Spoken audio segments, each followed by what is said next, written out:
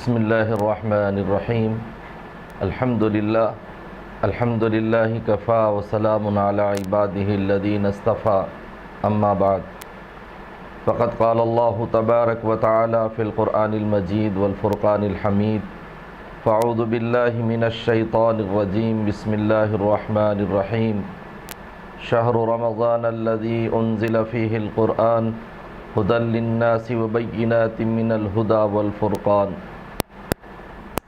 وقال اللہ تعالی انا عرضنا الامانة على السماوات والارض الى آخر الآیہ وقال اللہ تعالی الف لام میم ذلک الکتاب لا ریب فیہ ہدی للمتقین۔ بزرگان محترم، قرآن کریم اللہ تبارک و تعالیٰ کی ایک عظیم کتاب ہے اور ساری انسانیت کے لیے ہدایت بنا کر اللہ تعالیٰ نے اسے نازل فرمایا ہے۔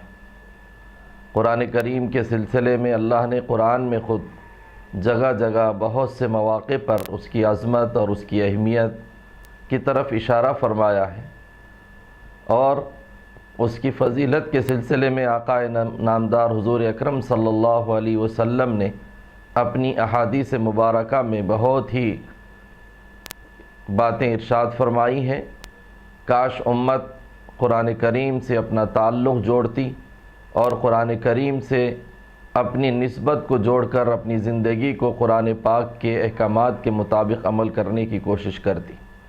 رمضان سے قرآن کا عظیم تعلق ہے، اسی لیے اللہ تبارک و تعالیٰ نے قرآن میں فرمایا شہر رمضان الذی انزل فیہ القرآن۔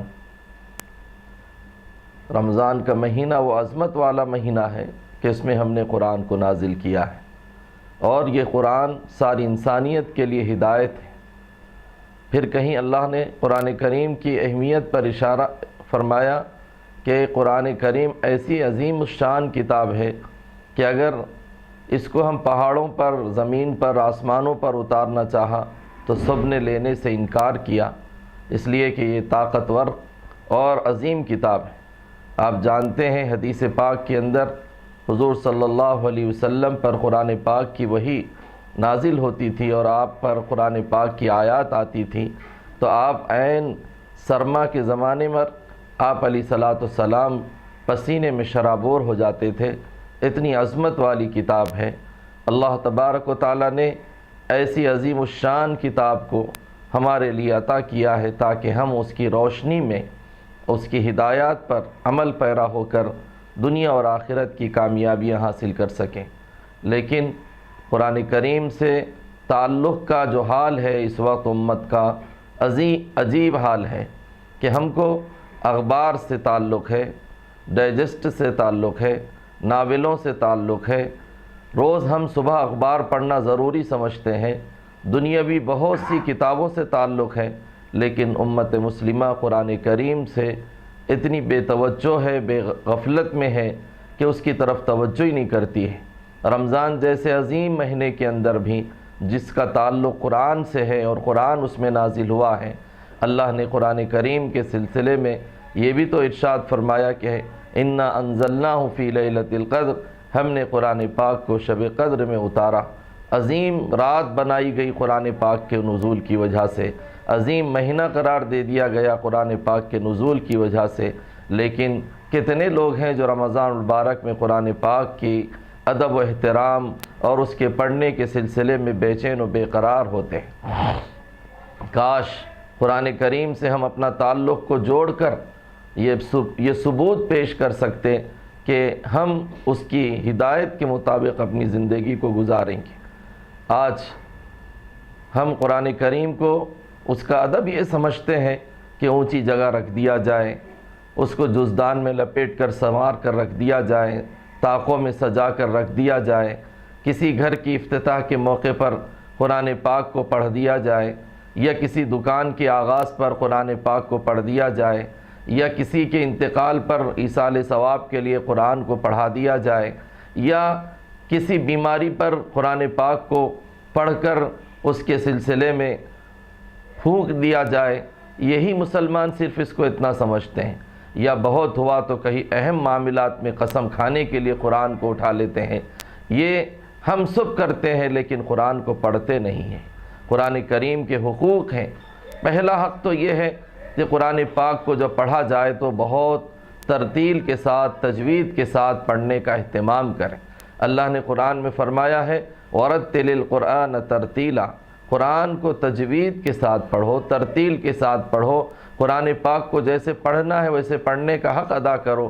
لیکن کتنے مسلمان ہیں جو قرآن پاک کو اس کے پڑھنے کے حق کے ساتھ پڑھتے ہیں، ترتیل کے ساتھ اور تجوید کی رعایت کے ساتھ پڑھتے ہیں؟ آپ جانتے ہیں قرآن کریم کا جب یہ پہلا حق ہے کہ اس کو پورے تجوید کی رعایت کے ساتھ پڑھا جائے، وَرَتِّلِ الْقُرْآنَ تَرْتِيلًا، قرآن نے بھی کہا ہے کہ ترتیل کے ساتھ پڑھو، تجوید سے پڑھنا قرآن پاک واجب ہے۔ اگر ہم قرآن پاک کو تجوید سے نہیں پڑھیں گے تو پھر معنی کا بدل جانا یقینی بات ہے۔ ہم ہا کی جگہ ہا پڑھ دیں گے تو معنی بدل جاتے ہیں، عین کی جگہ حمزہ پڑھ دیتے ہیں تو معنی بدل جاتے ہیں۔ لیکن مسلمانوں کو اپنے دوسرے سبجیکٹ کی طرف تو بہت فکر ہوتی ہے۔ اگر آپ کا بیٹا کسی انگریزی کی کسی کتاب میں کمزور نظر آتا ہے، یا کسی حساب کی، یا کسی ریاضی کے، یا سماج علم میں، سائنس میں، یا کسی اور سبجیکٹ میں، کسی مضمون میں کمزور ہوتا ہے تو اس کو ٹیوشن لگا کر اس کی تصحیح کرائی جاتی ہے، اس کے سلسلے میں ہزاروں روپے خرچ کر کے اس کو درست کرنے کی کوشش کی جاتی ہے۔ لیکن کیا بات ہے کہ قرآن ہمارے لیے اللہ نے نازل کیا ہے، اس کو پڑھنے کا جیسا حق ہے ویسا پڑھنے کی کوشش ہی نہیں کرتے، نہ اس کے سلسلے میں فکر مندی ہے۔ جیسے الحمدللہ رب العالمین، حمد کہتے ہیں اللہ کی تعریف کو، تمام تعریفیں اس پروردگار کے لیے ہیں۔ عالمین کہتے ہیں تمام جہانوں کو، اور اگر کوئی کہے عالمین حمزے کے ساتھ میں، علم کے معنی ہیں رنج کے، مصیبت کے، کتنے معنی بدل جاتے ہیں۔ اسی طرح ہم سوچیں کہ ہم اپنی زندگیوں میں قرآن پاک کو صحیح پڑھنے کی کوشش کریں۔ مسلمانوں کا اس وقت المیہ یہ بھی ہے کہ انگلش زبان کے تلفظ میں اگر کبھی گڑبڑ ہو جاتی ہے تو کسی مجمع میں اگر کوئی انگریزی زبان کا مجمع ہو، اس میں اگر کوئی انگریزی زبان کی کسی تلفظ میں کوئی غلطی کر دیتا ہے تو سب ایک دوسرے کے چہرے کو دیکھنا شروع کرتے ہیں کہ اس نے تلفظ صحیح ادا نہیں کیا اور اس کے میننگ بدل گئے ہیں۔ جیسے آپ اگر کہیں ایک آدمی کو جانا ہے بائیں طرف اور وہ یہ کہہ رہے ہیں کہ میں لفٹ میں جاؤں گا یا لفٹ کی طرف جاؤں گا، تو یہ آپ ہنسیں گے اس لیے کہ لیفٹ کہنے کی جگہ اس نے لفٹ کہہ دیا۔ اسی طرح قرآن کریم کے سلسلے میں کیوں کوشش نہیں ہوتی کہ ہم ایک کی جگہ ایک پڑھ دے رہے ہیں، اس کی طرف کوئی توجہ نہیں۔ اس لیے پہلا حق قرآن کریم کا یہ ہے کہ اس کو تجوید کے ساتھ اس لیے پڑھا جائے کہ نماز صحیح ہوگی۔ اگر ہم نے تجوید کے ساتھ قرآن کو نہیں پڑھا، نہیں سیکھا، تو پھر قرآن کریم کا معنی بدل جائیں گے، نماز خراب ہو جائے گی، ایک کا ایک ہو جائے گا، لیکن اس کی طرف مسلمانوں کو کوئی توجہ نہیں ہے۔ اس لیے پہلا حق تو یہ ہے کہ تجوید سے قرآن پاک کو پڑھنا سیکھیں۔ اسی لیے اللہ کے رسول صلی اللہ علیہ وسلم نے بھی اس قرآن کو بہت پسند فرمایا ہے جو اسی زبان میں اترا ہو۔ اللہ کے رسول پر تو قرآن نازل ہوا ہے، لیکن آپ علیہ الصلوۃ والسلام صحابہ سے بھی قرآن سنا کرتے تھے۔ حضرت عبداللہ ابن مسعود رضی اللہ تعالیٰ عنہ سے کبھی آپ نے سنا، حضرت ابی بن کعب رضی اللہ تعالیٰ عنہ سے سنا۔ صحابہ حیرت کرتے تھے کہ اللہ کے رسول آپ پر قرآن اترا، آپ ہم سے سن رہے ہیں۔ تو اللہ کے رسول فرماتے مجھے سننا بھی بہت اچھا لگتا ہے۔ آپ علیہ الصلوۃ والسلام امت کو یہ بات بتلائے ہیں کہ قرآن پاک سننا، سنانا کتنی فضیلت کا حامل ہے۔ اسی لیے قرآن پاک جب آدمی پڑھنے لگتا ہے تو ایک حرف پر 10 نیکیاں ملتی ہیں۔ الف لام میم، یہ 30، اس پر 30 نیکیاں ملتی ہیں۔ الف پر 10، لام پر 10، میم پر 10۔ لیکن ہم قرآن پاک کے پڑھنے کے سلسلے میں اتنے بے توجہ ہیں کہ نیکیوں کی گویا ہمیں ضرورت ہی محسوس نہیں ہوتی ہے کہ ہم نیکیوں کے لے کے بیٹھیں۔ ہم دنیا کی دوسری کتابوں کو پڑھنے میں شوق رکھتے ہیں لیکن قرآن پاک کے پڑھنے میں کوئی شوق نہیں ہے۔ اس لیے رمضان کا سب سے اہم وظیفہ یہ ہے کہ قرآن پاک کثرت سے پڑھا جائے۔ اللہ کے رسول صلی اللہ علیہ وسلم اور صحابہ کرام، نیک بندے جتنے گزرے ہیں اور آج بھی جتنے اہل اللہ ہیں، رمضان جب آتا ہے تو قرآن کریم کو کثرت سے پڑھتے ہیں۔ تراویح میں الگ قرآن پاک سنتے ہیں، دن میں الگ قرآن پڑھتے ہیں، راتوں میں الگ قرآن پڑھتے ہیں۔ کیوں؟ اس لیے کہ رمضان کا مہینہ قرآن کا مہینہ ہے، رمضان کا وظیفہ قرآن ہے۔ کثرت سے تلاوت کرنی چاہیے، لیکن کیوں نہیں کرتے ہیں مسلمان؟ سستی اور کاہلی کیوں کرتے ہیں؟ اس لیے کہ اس کو ہم نے ہدایت نامہ ہی نہیں سمجھا ہے، مشعل راہ ہی نہیں سمجھا ہے۔ جب تک امت قرآن سے جڑی رہی تھی اور قرآن کریم سے اس کا تعلق گہرا تھا تو اللہ تعالیٰ ان کو عزت عطا فرمائی تھی، سربلندی عطا فرمائی تھی، اور دنیا کے اندر ان کا نام تھا۔ جب سے ہم نے قرآن کریم کو چھوڑ دیا ہے تو بے عزت ہو رہے ہیں، رسوا ہو رہے ہیں، ذلیل ہو رہے ہیں، خوار ہو رہے ہیں، چاروں طرف سے ہم کے اوپر پھٹکار ہو رہی ہے۔ کیوں؟ اس لیے کہ جیسے کہا گیا وہ معزز تھے زمانے میں مسلمان ہو کر اور ہم خوار ہوئے تاریک قرآن ہو کر۔ تو قرآن پاک کو یہ اللہ کا کلام ہے، اللہ کی ذات سے نکلا ہوا ہے، اور اللہ تبارک و تعالیٰ نے اس کی حفاظت کا وعدہ فرمایا ہے۔ اس لیے تو کئی حفاظ لاکھوں کی تعداد میں قرآن پاک کو اپنے سینوں میں محفوظ کرتے ہیں۔ اس لیے بھی کہ نبی پاک صلی اللہ علیہ وسلم نے حدیث میں فرمایا خیرکم من تعلم القرآن وعلم، تم میں بہترین آدمی وہ ہے جو قرآن پاک کو سیکھے اور دوسروں کو سکھائے۔ اس کا کتنا ہم کو خیال کرنا چاہیے۔ ہم اس کا ادب صرف، جیسے میں نے عرض کیا کہ صرف ہم نے ادب اس کا یہ سمجھا کہ اونچی جگہ رکھ دیا جائے، اس کا ادب یہ ہے کہ اس کو پڑھا جائے، کثرت سے پڑھا جائے۔ سب سے پہلا ادب یہی ہے کہ اس کو کثرت سے پڑھا جائے۔ ہم اس کو تعویذ کی کتاب نہ سمجھیں، اس کو برکت کی کتاب نہ سمجھیں، صرف یہ برکت یقیناً ہے، لیکن ساتھ میں یہ پڑھنے کے لیے اللہ کے رسول صلی اللہ علیہ وسلم نے تاکید فرمائی ہے، صحابہ نے اس کو پورے اہتمام کے ساتھ میں پڑھا ہے۔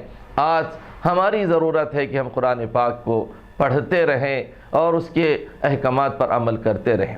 قرآن پاک کو جیسے جب پڑھا جاتا ہے تو اس کا ایک اثر ہوتا ہے، اثر اتنا ہوتا ہے کہ بعض غیر مسلموں کے دلوں پر قرآن نے اثر کیا ہے، یہود و نصارہ کے دلوں پر اثر کیا ہے، مشرکین کے دل پر اثر کیا ہے۔ جب کسی مجمع میں پڑھا جاتا ہے قرآن کریم تو اس میں اللہ نے ایسی تاثیر رکھی ہے اور ایسا اس کے اندر وزن رکھا ہے کہ جب قرآن پاک پڑھتے ہیں تو ایسے بہت واقعات ہمیں ملتے ہیں کتابوں کے اندر کہ جس میں کسی راجہ نے قرآن کو سنا تو وہ اس کی آنکھوں سے آنسو جاری ہو گئے، کسی عیسائی نے قرآن کو سنا تو اس کے آنکھوں سے آنسو جاری ہو گئے۔ بڑے بڑے مجمعوں میں لوگ کانپنے لگ گئے قرآن پاک کی تلاوت کو سن کر۔ کیوں؟ جب قرآن کو قرآن کی انداز میں پڑھا جاتا ہے تو اللہ تعالیٰ اس کا اثر ظاہر فرماتے ہیں۔ ہر چیز کا اثر ظاہر ہوتا ہے، ایسے قرآن پاک کا بھی اثر ظاہر ہوگا۔ اس لیے ہم ایک چیز تو رکھیں کہ قرآن پاک کو تجوید سے پڑھنے کا اہتمام کریں۔ دوسرا حق کیا ہے؟ قرآن پاک کو سمجھیں کہ کیا ہے اس میں۔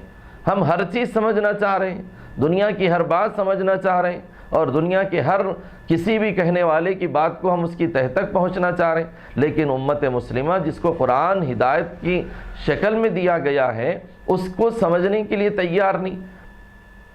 ہمارے ماحول کے اندر، ہمارے زمانے میں ہر زبان کے اندر، انگلش میں، تیلگو میں، مختلف زبانوں میں قرآن کے تراجم موجود ہیں، تفسیریں موجود ہیں۔ کاش ہم قرآن پاک کو تفسیر کے ساتھ، ترجمے کے ساتھ پڑھتے اور یہ سوچ کر پڑھتے کہ میرے اللہ کا یہ فرمان ہے، میرے اللہ کا یہ کلام ہے، میرے لیے اس میں کیا ہدایت ہے، میرے لیے اس میں کیا ہدایت ہے، عورتوں کے لیے کیا ہدایت ہے، مردوں کے لیے کیا ہدایت ہے، تاجروں کے لیے کیا ہدایت ہے، اور اس میں جو ہے اللہ تبارک و تعالیٰ نے کیسے کیسے عظیم اس میں ہدایتیں رکھی ہیں، اس کی طرف کوئی توجہ نہیں۔ انبیاء علیہ الصلوۃ والسلام کے اس میں واقعات اس لیے ہیں تاکہ ہم اس سے عبرت حاصل کریں کہ انبیاء علیہ الصلوۃ والسلام کی باتوں کو ان کی قوموں نے انکار کیا تو اللہ تبارک و تعالیٰ نے ان کے ساتھ میں جو معاملہ فرمایا ہے اس واقعات کو پڑھنے کی ضرورت ہے۔ قرآن پاک میں اللہ نے واقعات نقل فرمائے ہیں پچھلے دور کے انبیاء کے، وہ اس لیے نقل کیے ہیں تاکہ ہم قرآن پاک کو پڑھیں گے، تفسیر دیکھیں گے، ترجمہ دیکھیں گے تو اس کے ذریعے سے جو روشنی ہمیں ملے گی ہم اس کے اوپر عمل کریں گے، لیکن ہم اس کی طرف توجہ نہیں دیتے ہیں۔ تفسیر سے پڑھنے کا یہ ادب بھی ہے، قرآن کریم کا یہ حق بھی ہے کہ اس کو سمجھنے کی کوشش کریں۔ ہم کسی جگہ جا کر بیٹھ کر سمجھیں، کسی عالم دین کے سامنے بیٹھ کر، اور کسی اچھی سی تفسیر کو لے کر جو مستند تفسیر ہو اس کو لے کر سامنے بیٹھیں، پڑھیں اور کھولیں کہ اللہ نے ہمارے لیے اس میں کیا ہدایت دی ہے۔ بہت سے لوگ آج کہتے ہیں کیا قرآن میں ہے کیا یہ بات، حدیث میں ہے کیا؟ ارے بھائی، ہر چیز اللہ تعالیٰ نے قرآن میں کھول کھول کر بیان فرما دی، ہم دیکھتے ہی نہیں تو ہمیں پتہ نہیں چلتا ہے کہ اس میں کیا ہے۔ اس لیے قرآن کریم کو کھول کھول کر جو اللہ تبارک و تعالیٰ نے بیان فرمایا ہے اس کے اندر حکمتیں پوشیدہ ہیں اور اس کے اندر ہدایتیں پوشیدہ ہیں، اس کے اندر اللہ نے بہت سی تعلیم دی ہے، وہ دیکھیں تو صحیح، لیکن ہمیں فرصت ہی کہاں ملتی ہے۔ دنیا کی تمام مسائل میں ہمیں فرصت ہے، دنیا کی تمام کاموں کے لیے ہمیں فرصت ہے، لیکن قرآن کریم کے سلسلے میں اس کو پڑھنا اور اس کو سمجھنا اور اس کی تفسیر کے سلسلے میں بیٹھ کر کسی سے سیکھنا، اس کے سلسلے میں تو ہمیں کوئی خیال ہی نہیں ہے۔ اس لیے دوسری چیز اور دوسرا ادب اور دوسرا حق اس کا یہ ہے کہ جو قرآن ہے اس میں ہمارے لیے اللہ نے کیا بیان کیا ہے اس کو سمجھنے کی کوشش کریں۔ اللہ تبارک و تعالیٰ نے اس کے اندر کن کن لوگوں کے لیے کیسے کیسے ہدایتیں دی ہیں اس کو غور کریں۔ اللہ نے معاشرتی نظام اس کے اندر بیان کیا ہے اور ازدواجی زندگی کے گزارنے کے طور و طریقے سکھائے ہیں کہ کیسے اس کے اندر ہیں، کیسے رہیں، اور چادر حیا کی قصے اس میں اللہ نے بیان فرمائے۔ جیسے اگر خواتین خاص طور سے سورہ نور، سورہ احزاب، سورہ نساء کو پڑھتی تو اپنی زندگیوں میں حیا کے عنصر کو لے آ سکتی ہیں، اور اس میں جو پیغام اللہ نے اس میں دیا ہے ایک صالح معاشرے کا، پاکیزہ معاشرے کا، جیسے سورہ نور کے اندر ہے ایک پاکیزہ معاشرہ کیسے ہو سکتا ہے، ایک درست زندگی کیسے گزاری جا سکتی ہے، ایک حیادار زندگی کیسے ہو سکتی ہے، اس میں اللہ نے بیان فرمایا، کھول کھول کر واضح بیان فرمایا ہے۔ پھر کہیں اللہ تبارک و تعالیٰ نے ہمارے سلسلے میں کہیں وراثت کا تذکرہ ہے، یوصیکم اللہ فی اولادکم کہہ کر آج وراثت کے سلسلے میں لوگ بے توجہ ہیں۔ اگر قرآن پڑھتے دیکھتے تو کسی کا حق تلف نہیں کرتے، بلکہ سب کے حقوق کو ادا کرنے کی کوشش کرتے، لیکن اس سلسلے میں بھی ہمارے پاس چاہتے نہیں ہے کہ ہم قرآن کریم کو دیکھیں اور اس کے اندر۔ تو اسی طرح قرآن کریم کا ایک حق یہ ہے کہ جب ہم اس کو سمجھیں گے تو اپنی زندگی میں اس کو اتارنے کی کوشش کریں کہ قرآن ہم سے مطالبہ کیا کرتا ہے، نماز کیسے پڑھیں۔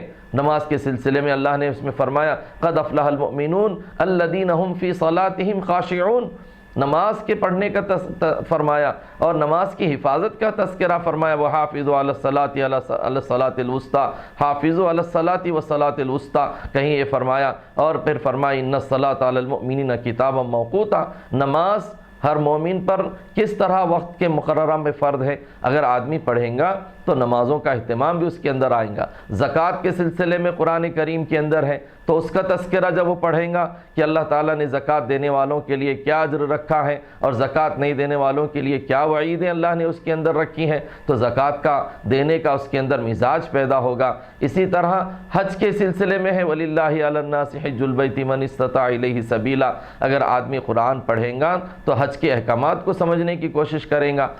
آدمی دیکھنا چاہے تو قرآن میں سب کچھ نظر آتا ہے، اس لیے بہت سے لوگوں نے جب قرآن کی حقانیت پر دیکھا تو ان حیرت زدہ ہو گئے کہ قرآن میں یہ سب کچھ لکھا ہوا ہے۔ ایک جو ہے فلاسفر اور ایک سائنسدان نے کوشش شروع کی تھی قرآن کریم کے اندر، قرآن کریم کے جیسے اور چیزیں ہوتی ہیں اس کا ایک کام تھا کہ اس نے جو ہے کوشش کی سمندروں کی تہ تک پہنچنے کی اور سمندروں کو دیکھنے کی، کھنگالنے کی اس نے کوشش کی۔ تو ایک جگہ اس نے دیکھا کہ سمندر ایک جگہ دونوں مل رہے ہیں، ایک طرف کا کھارا پانی ہے اور ایک طرف کا میٹھا پانی ہے اور درمیان میں ایک لکیر جا رہی ہے۔ اس نے حیرت سے کہا، کبھی سمندر کے حالات سناتے ہوئے اور سمندر کی کیفیتوں کے سلسلے میں کہ سمندر میں میں نے جب تحقیق کی تو ایک جگہ میں نے نظر ڈالی کہ سمندر کے دو جگہ کھارا پانی اور میٹھا پانی ایک طرف ہے اور ایک طرف میٹھا پانی، اور بیچ میں ایک باڑ ہے، گویا دونوں کے درمیان ایک دیوار کی شکل ہے یا ایک باڑ کی ہے کہ دونوں کے درمیان ادھر کا ادھر پانی نہیں ملتا۔ تو کسی عالم کے سامنے اس نے تذکرہ کیا تو انہوں نے کہا اس میں کیا بات ہے، اللہ نے قرآن میں خود فرما دیا ہے کہ مرج البحرین یلتقیان بینہما برزخ لا یبغیان، کہ جب دو سمندر ہیں ملتے ہیں تو دونوں کے درمیان آڑ ہے۔ اب وہ اتنی بات سنا کہ قرآن میں پہلے سے اس طرح کا تذکرہ ہے، کہیں ملحن اجاج ہے، کہیں جو ہے کھارے پانی کا تذکرہ ہے، کہیں میٹھے پانی کا تذکرہ ہے۔ جب اس نے اس کو بتایا گیا کہ قرآن میں اللہ نے تو یہ بیان فرمایا تو فوراً اسلام قبول کر لیا۔ یعنی جب تحقیق کرنے والے تحقیق کرنے کی آغاز کرتے ہیں تو جب قرآن میں نظر آ جاتا ہے تو قرآن کی تحقیق پر اور ان کے دل کے ارادے ایسے ہو جاتے ہیں کہ اللہ تعالیٰ کی طرف جھک جاتے ہیں۔ اس لیے مسلمان جیسے تفسیر کو پڑھیں ویسے اپنی عملی زندگی میں اس کو اتارنے کی کوشش کریں۔ معلوم ہوگا قرآن میں کیا ہے، کیا ہدایتیں ہیں، تو عمل کرنا بھی آسان ہوگا۔ ہم کو قرآن پڑھنے کے سلسلے میں فرصت نہیں اور قرآن پاک کے دیکھنے کی فرصت نہیں، تو پھر ہم عمل کب کریں گے؟ اس لیے بزرگان محترم ہمیں قرآن پاک کو عمل کے دائرے میں بھی اپنے کو قرآن پاک کو سامنے رکھنا ہے کہ ہماری زندگی قرآن کے مطابق ہو، ہماری زندگی حدیث اور شریعت کے مطابق ہو، ہماری زندگی قرآن کی ہدایات کے مطابق ہو۔ آج مسلمان قرآن پاک کے مطابق زندگی نہیں گزار رہا ہے، جس کی وجہ سے دنیا ہم کو دیکھ کر اسلام کو نہیں سمجھ پا رہی۔ اسلام کو سمجھنے کے لیے ضروری ہے کہ قرآن کے یعنی مسلمان کب سمجھا جائے گا؟ جبکہ وہ عملی طور پر قرآن کی تصویر بنا ہوا ہو، قرآن کی ہدایت کے مطابق اس کی زندگی ہو، شریعت کے مطابق اس کی زندگی ہوگی تو دیکھنے والے دیکھیں گے کہ واقعتاً قرآن میں جو ہے مسلمانوں کی زندگی پر وہ ہے اثر۔ اس لیے تیسرا عمل یہ ہے، قرآن پاک کا حق یہ ہے، اس کا ادب یہ ہے کہ آدمی قرآن پاک کو اپنے زندگی پر لائیں، ہمارے اپنے گھروں میں لائے، کاروبار میں لائے، اٹھنے بیٹھنے میں لائے، جب دیکھو تو سب سمجھ میں آئے کہ یہ قرآن کا یعنی قرآن پڑھنے والا، قرآن پر عمل کرنے والا مسلمان ہے۔ اگر مسلمان قرآن پر عمل کرنا شروع کر دیں گے تو دنیا جہاں کی کامیابیاں ان کے قدموں کو چومیں گی، اور اگر قرآن پر عمل کرنے کی کوشش کریں گے تو پھر دنیا کے دوسری قومیں بھی قرآن کی اس برکت کا فیض اٹھائیں گے اور ہماری طرف متوجہ ہوں گے۔ اس کی طرف ہماری کوئی توجہ نہیں ہو رہی ہے۔ اس لیے رمضان المبارک میں جب قرآن پاک کا اللہ نے نزول کیا ہے تو ہم اس کو جیسے تراویح میں سنتے ہیں، تلاوت کرتے ہیں، ایسے اس کی تفسیر کا مستند ترجمہ دیکھ کر بھی اس کو سمجھیں اور پھر اپنی زندگی میں ڈھالنے کی کوشش کریں۔ بہت سے لوگوں نے قرآن کے مطابق اپنی زندگی کو ڈھالا، صحابہ کرام کی پوری زندگی قرآن، اور اللہ کے رسول صلی اللہ علیہ وسلم کی اخلاق کے سلسلے میں جب ہم جان عائشہ صدیقہ رضی اللہ تعالیٰ عنہ سے صحابہ نے پوچھا کہ اللہ کے رسول کے سلسلے میں فرمایا تو حضرت عائشہ رضی اللہ تعالیٰ عنہ نے فرمایا خلقہ القرآن، یعنی جو اخلاق نبی کے ہیں وہ قرآن ہیں، اور جو قرآن میں ہے وہ نبی کے اخلاق ہیں۔ تو اگر مسلمان بھی اپنے اخلاق پورے کے پورے قرآن کے مطابق کر لے کہ ہم کو کیسے رہنا ہے، اس کے اندر کیسے جو کھول کر اللہ نے بیان فرمایا ہے، تو قرآن کریم کی زندگی ہمارے اوپر اگر ہم اوڑھ لیں گے عملی طور پر تو انشاءاللہ قرآن سے ہمارا تعلق ہمیں اونچا کرے گا، بلند کرے گا، سرفراز کرے گا۔ آج ہم جو قار مذلت میں گرتے چلے جا رہے ہیں اس کی وجہ صرف یہ ہے کہ ہم نے قرآن کو چھوڑ دیا۔ جن علاقوں کے اندر قرآن کریم سے بے توجہی برتی گئی وہاں پر اللہ کے عذاب آئے۔ جہاں قرآن پڑھا جاتا ہے وہاں اللہ تبارک و تعالیٰ کی رحمتیں اترتی ہیں، فضل اترتا ہے، کرم اترتا ہے، اور اللہ تعالیٰ اس ایریے کو اور پورے اس جگہ کو پورے فرشتے رحمت کے گھیر لیتے ہیں۔ عجیب واقعات حدیث کی کتابوں میں موجود ہے، صحابہ پڑھتے تھے اور اللہ کے فرشتے وہاں پوری رحمت کے ساتھ میں گھیر لیتے تھے۔ ایسے واقعات بھی ہے، اس کی تفصیلات کا اس وقت موقع نہیں ہے، لیکن ہم قرآن پاک کے حقوق کو سمجھیں، آداب کو سمجھیں، پھر اس کے بعد اس قرآن پاک کے پیغام کو پوری امت میں عام کرنے کی کوشش کریں۔ ہم قرآن پاک کو ہم اپنے پاس لے کر نہیں بیٹھے، صرف ہمارا معاملہ ایسا ہو گیا کہ یہ ہماری کتابیں ہمارے لیے آئی ہیں، ہم دوسری قوموں کو دے ہی نہیں رہے۔ تو قرآن کا پہلا حق اور پہلا ادب یہ ہے کہ قرآن کو پڑھیں، تجوید سے پڑھیں، اور قرآن پاک کو جب پڑھیں تو پھر اس کو سمجھنے کی بھی کوشش کریں، اور تیسرا یہ ہے اپنی زندگی میں اس کو ڈھالنے کی کوشش کریں، اور چوتھا یہ ہے کہ یہ تمام جو ہم سیکھے ہیں قرآن پاک کو پوری امت تک پہنچائے، پورے انسانوں تک پہنچائے، پوری قوموں تک پہنچائے۔ آج پوری قومیں پیاسی ہیں، ہر مذہب پیاسا ہے کہ انہیں کوئی اچھا مذہب مل جائے، انہیں جو ہے کوئی بہترین ان کو جو ہے رہنمائی مل جائے، ہدایت نامہ مل جائے۔ سب قومیں پریشان ہیں، لیکن مسلمان قرآن پاک لے کر بیٹھا ہوا ہے، نہ خود فائدہ اٹھا رہا ہے، نہ دوسروں کو فائدہ پہنچا رہا ہے۔ فائدہ پہنچائیں ہم، اللہ نے قرآن ہمیں جو دیا ہے اس کا فائدہ دنیا کی پوری قوموں تک لے جا کر پہنچانا ہے۔ ہم ان کو بتائیں کہ قرآن کیا ہے۔ آج پوری دنیا کے لوگ ہم سے کیوں نفرت کر رہے ہیں؟ ہم نے ان تک دعوت دین نہیں پہنچائی، قرآن نہیں پہنچایا، حدیث نہیں پہنچائی، شریعت نہیں پہنچائی، انہیں نبی کے اخلاق نہیں بتائے، قرآن کے احکامات نہیں بتائے، تو کہاں سے دنیا کی قوموں کو یہ پتہ چلے گا کہ قرآن میں اتنی اچھی اچھی باتیں ہیں؟ جب بہت سے لوگ قرآن سے نفرت کرتے تھے، ایسے عجیب واقعات ہیں جو ایمان لانے والوں کے بعض، کہ جب ان کا یہ کہنا تھا کہ میرے کو قرآن سے بڑی نفرت تھی، قرآن میں پڑھنا ہی نہیں چاہا، قرآن کو دیکھے تو غصہ آتا تھا، مسلمانوں کو دیکھے تو غصہ آتا تھا، لیکن جب مجھے کسی نے قرآن دیا اور جب میں نے اسے پڑھنا شروع کیا تو میرے دل میں قرآن اترتا چلا گیا اور مذہب اسلام سے محبت شروع ہو گئی۔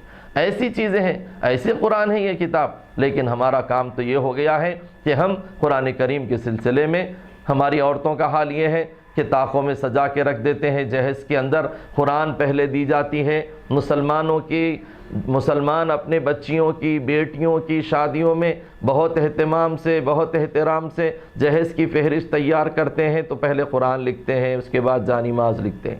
لیکن یہ بھی ایک المیہ ہے کہ گھر کے ہر چیزیں استعمال میں آتی ہیں۔ اگر دلہن کو فرنیچر دیا گیا، کراکری کا سامان دیا گیا، اور اس کے اندر اور جو ہے بہت سی ایسی ضرورت کی سامان جو دی جاتی ہے شادیوں کے اندر، وہ سب استعمال میں آتی ہے، اور اگر کبھی دلہن یا اس گھر کی بہو اپنے ساز و سامان میں سے کوئی چیز نکال کر باہر نہیں نکالتی تو ساس بھی تانے دیتی ہے، ننند بھی تانے دیتی ہے کہ اپنا پورا سامان رکھ لیے ہیں، نکالتے نہیں، برتن نہیں نکال رہے ہیں، اور فلاں نہیں کر رہے ہیں، اور فلاں نہیں کر رہے ہیں۔ لیکن کبھی نہ ساس کو یہ فکر ہوتی ہے، نہ ننندوں کو، کہ وہ جو قرآن ہے وہ قرآن بھی نہیں کھول رہی ہے ہماری گھر کی بہو، ہماری گھر کی بھاوج، تو اس کا بھی تانا دینا کہ قرآن بھی کیوں نہیں کھول رہے، قرآن نہیں پڑھ رہے۔ برتن نہیں نکالے تو خیال آتا ہے کہ برتن کیوں نہیں نکال رہے، لیکن قرآن پاک نہیں پڑھ رہی ہے کوئی بہو تو اس کی طرف ساس کو بھی دھیان نہیں آتا، ہماری بیٹیوں کو بھی خیال نہیں آتا کہ باپ نے قرآن جو جہیز میں سب سے پہلے دی ہے وہ اس لیے دی ہے تاکہ قرآن پڑھنا ہے۔ قرآن پڑھیں روزانہ، صبح کم از کم ایک پارہ پڑھیں، پو پارہ پڑھیں، ایک صفحہ پڑھیں، اس کی برکتیں دیکھیں کہ کیسے اس کی ظاہر ہوتی ہیں۔ جن گھروں میں روزانہ قرآن پاک کے پڑھنے کا معمول ہوتا ہے، اللہ ان گھروں میں برکتوں کا نزول فرماتے ہیں۔ کیسے ہیں مسلمان کہ قرآن کو اس طرح ہم نے رکھ دیا ہے؟ اس لیے ہر چیز جب گھر کی ہر چیز برتنے میں آتی ہے تو قرآن کو بھی پڑھنا چاہیے، اور قرآن پڑھ کر اپنے لیے فضیلت حاصل کرنا چاہیے، نیکیوں کا ذخیرہ جمع کرنا چاہیے۔ اس لیے کہ کیا بھروسہ ہے آدمی کو، تو دنیا کے اندر جو عمل کرتا ہے وہ عمل کرتا ہے، لیکن قیامت کا اصل مسئلہ ہے۔ قیامت میں میدان محشر میں آدمی ایک ایک نیکی کے لیے پریشان ہوگا، ایک ایک نیکی کے لیے محتاج ہوگا، ادھر ادھر پھرے گا، جیسے کہا گیا ہے قرآن میں، یوم یفر المرء من اخیہ و امہ و ابیہ و صاحبتہ و بنیہ لکل امرئ منہم یومئذ شأن یغنیہ۔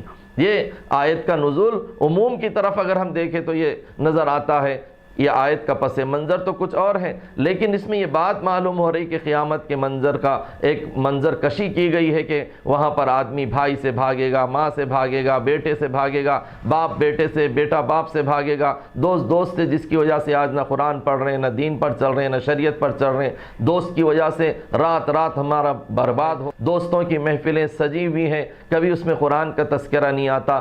ہمارا معاملہ تو یہ ہے جب سے فون آ گئے ہیں، اب مسلمان فون کے اوپر چیٹنگ کرتے ہوئے ادھر سے ادھر SMS کر رہا ہے۔ ارے بھائی، اللہ کے واسطے اتنی دیر قرآن پڑھ لیتا تو ثواب مل جاتا تھا، اجر مل جاتا تھا، اللہ تعالیٰ خوش ہو جاتے تھے۔ ہماری محفلوں میں قرآن نہیں، ہماری مجلسوں میں قرآن نہیں، ہماری بیٹھکوں میں قرآن نہیں، قرآن کا تذکرہ نہیں، قرآن کی باتوں کا تذکرہ نہیں، قرآن کی ہدایتوں کا تذکرہ نہیں، تو یہ قوم کہاں سے اونچی ہوگی؟ کہاں سے اللہ تعالیٰ اس کو ترقیات سے نوازے گا؟ اس لیے ہم اپنے طور پر ذخیرہ جمع کریں نیکیوں کا، ایک ایک حرف پر 10 نیکیاں۔ پھر اگر رمضان میں کوئی پڑھے قرآن پاک تو ایک حرف پر 10 نیکیاں، پھر 700 گنا بڑھا دیا جائے گا۔ تو اگر ہم نے قرآن پاک کو مشغلہ بنا کر اگر ایسا پڑھا، پچھلے کیا ابھی ماضی کی عورتوں کے سلسلے میں کتابوں میں ہے، بزرگوں کے گھروں کی عورتوں کا حال، ایک ایک دن میں 14 پارے پڑھا کرتی تھی عورتیں، 7 پارے پڑھا کرتی تھی، ایک ایک منزل ختم کرتے روز۔ بلکہ بعض بزرگوں کے سلسلے میں جیسے امام ابو حنیفہ رحمۃ اللہ علیہ اور بہت سے اللہ کے نیک بندوں کے سلسلے میں روزانہ ایک قرآن پاک ختم کرتے ہیں۔ 30 رمضان ہے تو 30 قرآن دن میں، 30 رات میں اور 1 تراویح میں. تو اس طرح قرآن پاکیں ختم ہوتی ان لوگوں کی پڑھا کرتے تھے. عورتوں کا حال بھی ہے کہ پورے کام کاج کے ساتھ میں 14 پارے 10 پاروں کا تلاوت کیا کرتے. آج ہماری عورتوں کو اتنی سہولت ہو گئی ہے، اتنی سہولت ہو گئی ہے، بٹن دباؤ، کوکر کے اوپر سامان رکھ کر، سالن رکھ کر اطمینان سے وقت ملے گا. پہلے کی عورتیں جو ہے مسالے کوٹنے کے واسطے ان کے پاس مشین نہیں ہوتی تھی. آج مسالہ کوٹنے کے لیے مشین، اور جو ہے پکانے کے واسطے سہولت، سب چیزیں ہیں. پہلے کوٹنے کے لیے اکلیاں ہوتی تھی اور اس کے اندر لوگ، اور پھر چولہے کیسے ہوتے تھے، لکڑیوں کے چولہے ہوتے تھے، پھونک پھونک کر اس کے اندر آگ لگانا. اب تو جو ہے ہم آئے اور آسانی کے ساتھ چولہے گھروں کے اندر جل جاتے ہیں اور اس کے اندر آسانی سے بہت سہولتیں ہیں. کھٹکا دبایا، مسالہ تیار ہو گیا. ایسی تمام سہولتوں کے باوجود بھی ہماری نہ گھر کی عورتیں قرآن پڑھ رہی، نہ ہمارے بچے قرآن پڑھ رہے ہیں. سب سے بڑا اور المیہ یہ بھی ہے، رمضان آتا ہے تو بعض لوگ آ کے کہتے ہیں ارے ہمارے والد صاحب کے نام پہ قرآن بخشنا ہے بھائی، حافظ صاحب ذرا قرآن پڑھ دیتے. ارے تو کس واسطے اس کا گھر لے لیا، باپ کی جائیداد کو لے لیا، باپ کے مال کو لے لیا، سب لے لیا. باپ کے لیے قرآن پاک نہیں پڑھ سکتا؟ باپ کے لیے قرآن پاک کو پڑھنے کے لیے اس کے پاس وقت نہیں ہے. کیوں؟ اس لیے کہ قرآن پڑھا ہی نہیں، سیکھا ہی نہیں. اس میں ماں باپ کی بھی بڑی غفلت ہے کہ اپنی اولاد کو قرآن سے نہیں جوڑا، قرآن کے قریب نہیں کیا. رمضان جب آتا ہے تو بہت سے نوجوانوں کو، بہت سے مسلمانوں کو یہ دیکھنے میں ملتا ہے کہ آتے ہیں حفاظ کے پاس، علماء کے پاس آتے ہیں، حافظوں کے پاس آتے ہیں، بھائی ہمارے والد صاحب کے لیے قرآن پڑھ دو. تم کیا کر رہے ہو؟ تم کیا ان کی جائیداد ہی کو ہڑپ کرنے کے لیے ہو خالی؟ کیوں نہیں کرتے ہم قرآن پاک سے اپنا تعلق؟ اس لیے کہ ہم کو قرآن کی اہمیت ہی کا اندازہ نہیں ہے. اللہ کے رسول نے فرمایا، جب میں نے جیسے حدیث بیچ میں کہی خیرکم من تعلم القرآن وعلمہ، تم میں بہترین آدمی وہ ہے جو قرآن کو سیکھے اور سکھائے.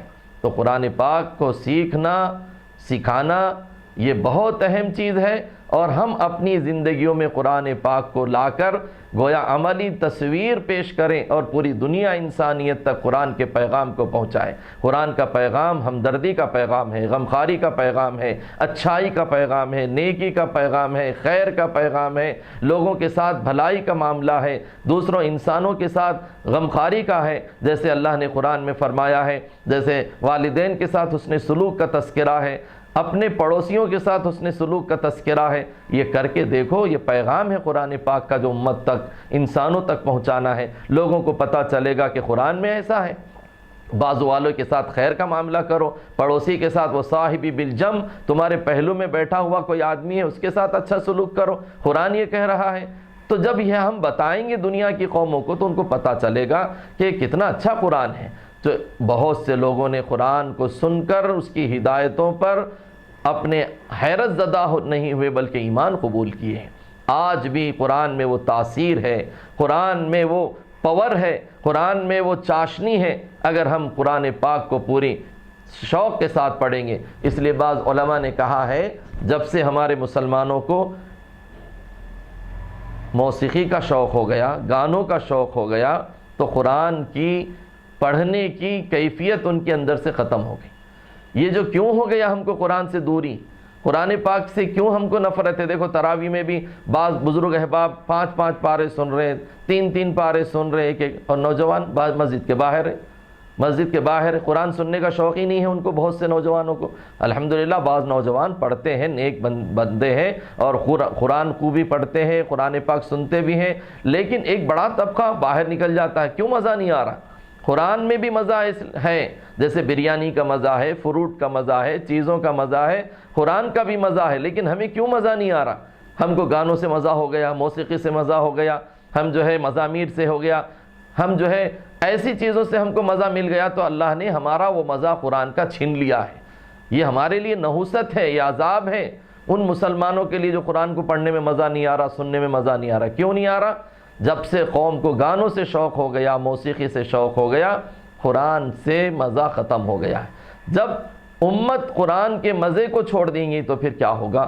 یہی ہوگا کہ جو آج ہو رہا ہے. آج پوری دنیا میں جو ذلیل اور رسوا ہو رہے ہیں مسلمان، قرآن پاک کو چھوڑنے کی وجہ سے، قرآن پاک کو نہ پڑھنے کی وجہ سے، قرآن پاک کی ہدایتوں پہ نہ چلنے کی وجہ سے، قرآن پاک کے پیغام کو انسانوں تک نہیں پہنچانے کی وجہ سے آج بھی اگر مسلمان قرآن پاک سے پھر اپنی زندگیوں کو جوڑ لیں گے، ہماری بہنیں، ہمارے مرد، ہمارے مسلمان بچے سب قرآن سے تعلق رکھ لیں گے، تو آپ دیکھو کہ کیسا انقلاب آ جائے گا۔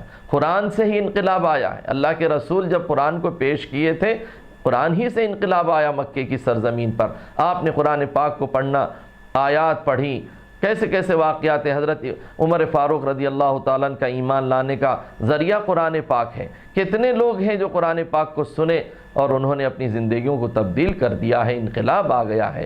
اس لیے آج بھی اس کتاب میں تبدیلی لانے اور انقلاب پیدا کرنے کی پوری اس کے اندر اللہ نے اس کے اندر رکھا ہے۔ اگر ہم آج بھی قرآن پاک سے اپنے رشتے کو جوڑ لیں، مضبوط کر لیں، ورنہ جیسے آج صورتحال پورے عالم اسلام کے اندر مسلمان جو ذلیل ہو رہا ہے، صرف اس وجہ سے ہو رہا، ہم کو دنیا کی ہر چیز سے تعلق ہو گیا لیکن قرآن سے تعلق نہیں۔ کتنے بوڑھے ہیں بیچارے، صبح فجر کی نماز ہوتے ہی اخبار لے کے بیٹھ جاتے ہیں، اس میں یہ آیا اس میں آیا، پورا جھوٹ کا پلندہ۔ اخبار میں کتنے جھوٹ ہیں کتنے سچ ہیں وہ آپ زیادہ جانتے ہیں، لیکن اس کے باوجود اس کو اتنا اہمیت سے، لیکن قرآن سچی کتاب ہے، ہمارے رسول صلی اللہ علیہ وسلم پر اتار کر ہمیں اللہ نے دی ہے، اس کو ہم سمجھنے کے لیے تیار نہیں اور اس کی اہمیت کی طرف ہمارا خیال نہیں۔ تو بوڑھوں کا بھی حال ویسی ہو گیا، بچوں کا بھی حال ہو گیا۔ ہم رمضان میں ایک نظام اپنی اولاد کو دیں کہ بیٹا اتنے قرآن ختم کرو، ہم تم کو رمضان کے ختم پر اتنا بڑا انعام دیں گے۔ آج مسلمان دنیا کی دوسری چیزوں کے سلسلے میں اپنے بیٹے کو کہہ رہا بھائی تو یہ فلاں سبجیکٹ میں SSC میں کامیاب ہو جا، گاڑی دلا دوں گا، انٹر میں کامیاب ہو جا، فلاں کر دوں گا۔ کبھی رمضان المبارک میں بھی اپنے بچوں کو بٹھا کر ہم یہ کہیں بیٹا بیٹی آپ قرآن پاک اتنے ختم کرو، اتنے پارے پڑھو، ایسا تفصیل سے پڑھو، جب قرآن رمضان ختم ہوگا تو میں تمہیں اتنے 1000 انعام دوں گا، تمہیں یہ تمہاری خواہش کی فلاں چپل دلاؤں گا، فلاں تمہارے کپڑے دلاؤں گا۔ ایسا ہم مسابقہ کریں گے اپنے گھروں میں تو بچوں میں بھی قرآن کا شوق پیدا ہوگا۔ اللہ کرے کہ ہمیں قرآن کے ادب و احترام کے ساتھ قرآن کریم کی عظمت اپنے دلوں میں اتارتے ہوئے قرآن کریم سے اپنے تعلق کو جوڑ کر اپنی زندگیوں کو بنانے کی اللہ توفیق مرحمت فرمائے، اور رمضان سے جو قرآن کا تعلق ہے خدا کرے کہ پوری امت رمضان میں قرآن سے اپنا تعلق ایسا جوڑ لے کہ بعد کی زندگی بھی ہماری قرآن سے جڑی رہے اور قرآن کی ہدایات پر عمل پیرا ہو۔ جو قرآن نہیں آ رہا ہے کسی کو سیکھیں، جیسے اور چیزیں سیکھ رہے ہیں لوگ۔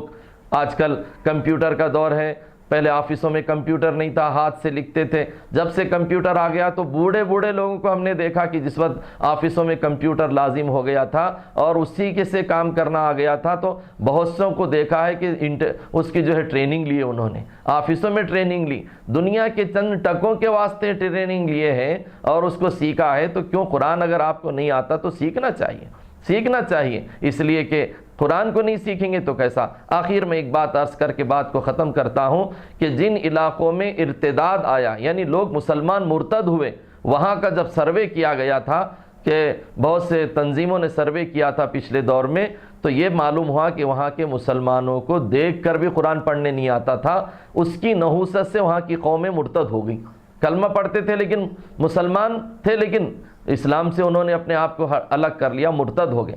تو معلوم یہ ہوا کہ قرآن کی برکت سے آدمی مرتد بھی نہیں ہوتا ہے، قرآن جس کو پڑھنے آتا ہے، اور جو قرآن نہیں پڑھتے ہیں وہ ارتداد کی طرف، بے حیائی کی طرف، خرافات کی طرف بھی چلے جاتے ہیں۔ آج جتنے فتنے ہو رہے ہیں قرآن پاک سے جس کا تعلق نہیں ہے ان فتنوں کا شکار ہو رہے ہیں، اس لیے ہم کو چاہیے کہ قرآن سے اپنا تعلق کو مضبوط کریں۔